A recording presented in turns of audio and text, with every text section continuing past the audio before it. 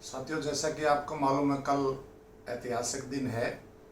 9 अगस्त 1942 को भारत छोड़ो आंदोलन का आह्वान हुआ था और 78वीं वर्षगांठ के अवसर पर कल जिस प्रकार से 1942 में भारत छोड़ो आंदोलन का नारा लगाया गया था, कल 9 अगस्त 2020 को भारत बचाओ आंदोलन के तहत सत्याग्रह आंदोलन का आयोजन किया जाएगा।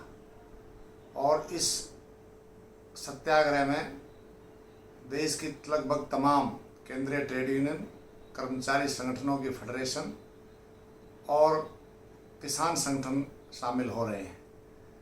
और ये जो कल सत्याग्रह आंदोलन हो रहा है, मुख्यतः इस देश को बचाने के लिए, सार्वजनिक क्षेत्र को बचाने के लिए, रोजगार को बचाने के लिए, जनतांत्रिक अधिकारों को बचाने के लिए और जो श्रम कानूनों के ऊपर जिस प्रकार से हमले बोले जा रहे हैं उसकी रक्षा करने के लिए किया जा रहा है। इसके अलावा हम देख रहे हैं कि चाहे केंद्र की सरकार है चाहे राज्य की सरकार है, लगातार कर्मचारी और मजदूर वर्ग पर हमले तेज कर रही है और नव उदारीकरण की नीतियों को बड़ी तेजी से लागू करते हुए पब्लिक सेक्टर के सारी इकाइयों को बेचने का ऐलान कर चुकी है। इसलिए इस हालात में अगर हम पूरी तरीके से देखें तो पुरानी पेंशन की बहाली का जो हम बार बार मांग कर रहे हैं, सरकार लगातार उसकी अनदेखी कर रही है। जो हमारे कॉन्ट्रैक्ट पर एम्प्लॉइज लगे हुए हैं, हम कह रहे हैं कि ठेका प्रथा को हटाओ, डायरेक्ट कॉन्ट्रैक्ट पर लेकर के आओ, सरकार उसको सुनने को तैयार नहीं है।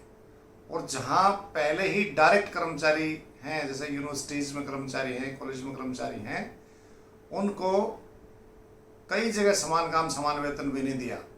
और जब वो सैंक्शन पोस्टों के अगेंस्ट लग रहे हैं या वर्क के अगेंस्ट लग रहे हैं, प्रॉपर तरीके से लगे हुए हैं, तो उनकी सेवाएं रेगुलर नहीं की जा रही हैं। तो चाहे डीए बंद कर दिया गया है, इसके अलावा एलटीसी बंद कर दी गई है। और कल के आंदोलन में मेरा आह्वान है आपसे कि सर्व कर्मचारी संघ हरियाणा की तरफ से 1983 पीटीआई जो सुप्रीम कोर्ट के एक डिसीजन के नाम पर बर्खास्त किए हुए हैं, पिछले 2 महीने से आंदोलन चले हुए हैं, तो 23 तारीख को उनका एक टेस्ट रखा हुआ है। तो कल के प्रदर्शनों में 23 तारीख के टेस्ट को रद्द करवाने का प्रस्ताव निश्चित तौर से पारित किया जाए। क्यों किया जाए?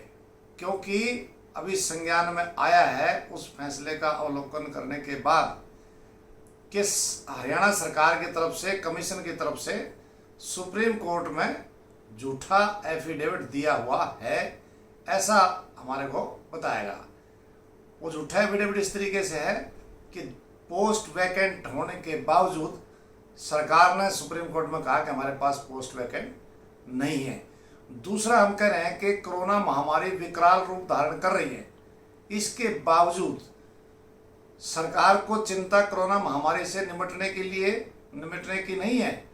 सरकार को चिंता कि टेस्ट किस प्रकार से किया जाए। जब सारे कॉलेजेस के, यूनिवर्सिटी के, स्कूलों के एग्ज़ाम पोस्टपोन हो गए हैं और बगैर एग्ज़ाम के रिजल्ट आ गए हैं, तो हरियाणा सरकार इस 1983 पीटीआई की भर्ती को लेकर के टेस्ट क्यों रख रही है?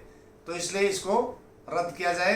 और चाहे पीटीआई की सवाल है, हरियाणा टूरिज्म के भी कई कम्प्लेक्सेस को निजी हाथों में देने का फैसला सरकार करने जा रही है। 23 तारीख को बीओडी की बैठक में ऐसा एजेंडा आ रहा है सूत्रों से मिली जानकारी के अनुसार, तो उसका निश्चित तौर से विरोध कर सकते हैं। बिजली का बिल आ रहा है, इलेक्ट्रिसिटी अमेंडमेंट बिल 2020, उसके बाद बिजली क्षेत्र भी निजी हाथों में चला जाएगा। किसानों को बड़े उपहार देने के नाम पर जो 3 अध्यादेश लाए हैं, वो पूरी तरीके से किसानी को बर्बाद करेगा। तो उसके खिलाफ भी कल किसान भी सड़कों पर उतर रहे हैं। श्रम कानूनों को समाप्त किया जा रहा है, बंद हुआ मजदूरों की तरह काम करने के लिए प्रयास किए जा रहे हैं। श्रम कानूनों को हरियाणा में 1000 दिन के लिए बंद करने की बात कर रहे हैं। तरह तरह के जो सांप्रदायिकरण करने का लगातार प्रयास किया जा रहा है। तो इन सारे मुद्दों को लेकर के कल सत्याग्रह आंदोलन है। सर्व कर्मचारी संघ हरियाणा ने आह्वान जिस प्रकार से किया था, उसी प्रकार से कार्यक्रमों का आयोजन करें। और ये जो हमारी एकजुटता है कर्मचारियों की, मजदूरों की, किसानों की, जो संयुक्त सत्याग्रह आंदोलन किया जाएगा। सर्व कर्मचारी संघ के तमाम कार्यकर्ताओं से केंद्रीय कमेटी की तरफ से ये आह्वान है कि इन कार्यक्रमों में बढ़ चढ़कर भागीदारी निभाएं। धन्यवाद।